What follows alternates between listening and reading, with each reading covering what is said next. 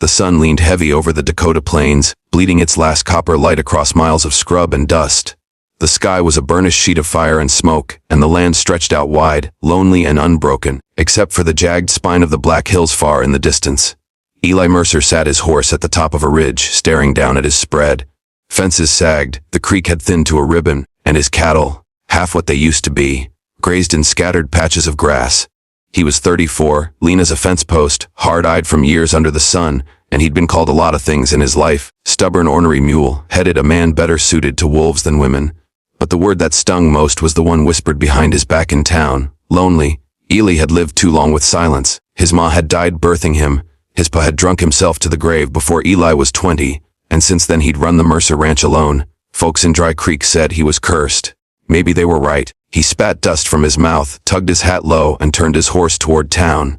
Supplies were running low, and though he hated the noise and the stares, he needed flour, coffee, and nails. The Dry Creek wasn't much. Just a bent strip of buildings along the wagon road, a church at one end, a saloon at the other, and the sheriff's office stuck like a wart in the middle. The air always carried the smell of whiskey, horse sweat, and frying beans. By the time Eli tied his horse outside the Mercantile, the street was already buzzing. Saturday night meant ranch hands came to town to drink their pay, gamble, and find trouble. Eli kept his head down, pushing through the Mercantile door, but he could feel the eyes on him. Look who crawled out of the dust, a voice drawled. Eli ignored it, gathered his flour and coffee, and dropped coins on the counter. But when he stepped outside, the voice came again, louder this time, from across the street near the saloon porch. "Mercer, you still alive out there, or just rattling round that empty ranch of yours like a ghost?" It was Jeb Dawson, a ranch hand with too much whiskey and not enough brains. His friends laughed, boots thumping the porch. Eli adjusted his sack of flour on his shoulder. "Still alive," he said flat. "Can't say the same for your wit, Jeb." That brought more laughter, but Jeb's face flushed red. "Man like you ought to marry." "Oh wait, ain't no woman fool enough to take Mercer's name." Eli froze. He knew how they talked, how he was a joke, a hollow man with no family, no woman, no legacy. He'd trained himself to let it roll off like rain on tin, but tonight something in him stirred, bitter and sharp. Before he could answer, another voice cut in. "Maybe he ought to take Clara Boone. Lord knows no one else will." The porch erupted in cruel laughter. Clara Boone. Eli's jaw tightened. He'd seen her in town, a young widow, soft-bodied, round-faced, always carrying herself with a kind of wary dignity while whispers followed her like flies. Her husband had been killed 2 years back in a range skirmish, leaving her with a small house on the edge of town. Folks called her fat, with the same tone they'd use for useless. "Hell," Jeb said, swaying with whiskey. "Mercer marries Clara. I'll buy the whiskey for a year." Eli should have walked away. He should have spat in the dirt and ridden home. But their laughter burned through him, branding his pride raw. He heard himself speak before he'd even thought it through. "Doan." The porch went silent. Jeb blinked. "Doan, what?" "I'll marry Clara Boone," Ellie said, voice flat as stone. "And when I do, you'll be the one buying whiskey for every man here, for a year straight." The laughter returned, louder now, mixed with hoots and hollers. But beneath it was something else, surprise, shock. Eli tipped his hat, turned, and walked away before doubt could catch him. The knock on Clara Boone's door came just after sundown. She was kneading bread, flour dusting her forearms. When she heard it, she wiped her hands on her apron, heart thumping. Few people came calling, and when they did it was usually out of pity or gossip. When she opened the door, Lee Mercer stood there, broad-shouldered, hat in hand, his face unreadable in the lantern light. "Even in Mrs. Boone," he said. "Mr. Mercer?" Her voice was cautious. They had spoken maybe twice before in passing. "What brings you?" He swallowed once, as if the words scraped his throat. "I come to ask for your hand." The room seemed to tilt. Clara gripped the doorframe. "You what?" "I aim to marry," he said simply. Clara's first instinct was laughter, but bitter, not kind. She knew the way town folk spoke. She knew about bets and dares and cruel amusements.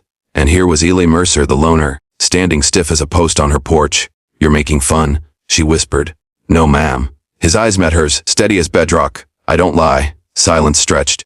The bread dough on her table was rising slow, the lantern flame wavered, and Clara Boone felt the weight of years pressing her chest. She'd been 22 when she lost her husband. 24 now, and already treated like a dried-up spinster. No man looked at her without smirking, and here was Eli Mercer not smirking. Her voice trembled. "Why me?" Eli hesitated. "Because you deserve better than what this town gives. And because I reckon I could use someone who knows what it is to fight for a place in this world." She searched his face. Maybe it was pride that brought him here, maybe even a foolish dare, but there was no mockery in his eyes, only a hollow loneliness that echoed her own. She straightened, wiped her hands, and nodded once. "All right, Mr. Mercer, I'll marry you." The wedding, Dry Creek, had never seen such a spectacle. By the next morning, word had spread like fire in prairie grass. Illy Mercer was marrying Clara Boone. The church was full to bursting, not with well-wishers but with gawkers. Men elbowed each other, women whispered behind gloved hands, children giggled. The preacher cleared his throat more than once, trying to silence the murmurs. Clara walked down the aisle in her best blue dress, head high though her cheeks burned. Eli stood at the front, stiff as a soldier, his jaw set. When the vows were spoken, Eli's voice was steady, Clara's was soft but clear. They did not kiss, only nodded and stepped out into a world buzzing with laughter, wagers, and disbelief. But when they climbed into the wagon and rolled away toward Eli's ranch, Clara finally breathed. The town faded behind them, the horizon opened wide, and the silence between them felt almost like peace. The first night the Mercer Ranch house was plain, one room with a loft, walls weathered gray, the smell of wood smoke clinging to everything. Ely carried her trunk inside, set it by the bed, and stood awkwardly, hat twisting in his hands. "House ain't much," he muttered. "It's more than some have," Clara said, setting her bonnet aside. Night fell fast. Coyotes yipped on the far hills. The wind creaked through the eaves. Eli lit a lamp, its glow softening the hard lines of his face. He glanced at her, then looked away. "I know folks think this was a joke," he said low. "Maybe even you, but I meant my words. You're my wife now. I'll treat you proper." Clara's throat tightened. For years she had been overlooked, mocked, reduced to whispers and cruel names.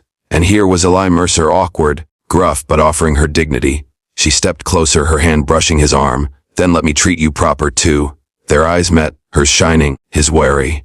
And for the first time Eli felt something stir in his chest that wasn't loneliness, but the dangerous spark of hope. And then, before either could speak again, hoofbeats thundered outside. Cly stiffened, Clara's face paled. She whispered, "They've found me." But the hoofbeats came hard and fast, rattling the loose panes of Illy Mercer's cabin window. The lamp flame flickered, shadows leaping across the log walls. Eli's hand went instinctively to the rifle propped by the door. Clara's face drained of color. She backed toward the wall, whispering, "It's them. I prayed they'd never come this far, but they found me." Eli's jaw tightened. Before she could answer, a voice split the night. "Clara Boone, get your pretty self out here, unless you want your new man's ranch to burn with you in it." Eli swung the door open. 5 riders waited in the moonlight, horses snorting clouds of steam into the cool air. Their leader was a broad-shouldered brute with a scar running from his brow to his jaw. His hat was tipped low, his coat flapping open to show a pair of Colts gleaming in the firelight from a torch one of the men carried.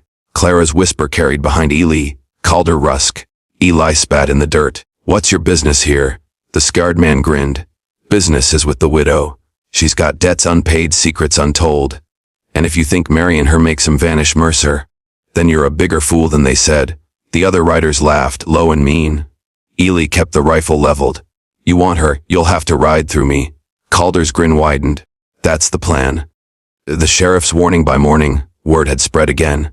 The gang had circled the ranch through the night, firing a few warning shots into the air before riding off. It wasn't over, not by a long shot. Sheriff Tom Harlan came out himself, hat pulled low, chewing a stick of jerky as he studied the bullet holes in Eli's porch beam. "You've stirred a nest of rattlers," the sheriff said. "Calder Rusk and his boys been trouble up and down the frontier. Horse theft, stage holdups, murders. Always skirting the law. Always riding just fast enough we can't pin him." Eli leaned on his rifle, eyes flinty. "What's he want with Clara?" The sheriff glanced at her, then back at Eli. "That's for her to tell. But you better be sure you want to stand in the way of men like Rusk. He don't scare easy and he don't forgive." Clara stepped forward, her hands wringing her apron. Her voice shook, but her eyes didn't waver. "My husband, Jonah Boone, he used to ride with Calder, before we married. I didn't know the whole of it then, but Jonah carried their money once, their stolen goods. When he died, Calder swore I knew where it was hid. I told him I didn't, but he never believed me." Cly's jaw clenched. "And do you?" Clara's gaze flicked to the floor. "I know where Jonah kept things. A strongbox buried near our old place. I never touched it. I thought leaving it be would keep me safe. I was wrong." The sheriff cursed under his breath. "If Rusk thinks she's sittin' on his loot, he won't stop. Mercer, you got 2 choices. Hand her over, or fight him till one of you's in the ground."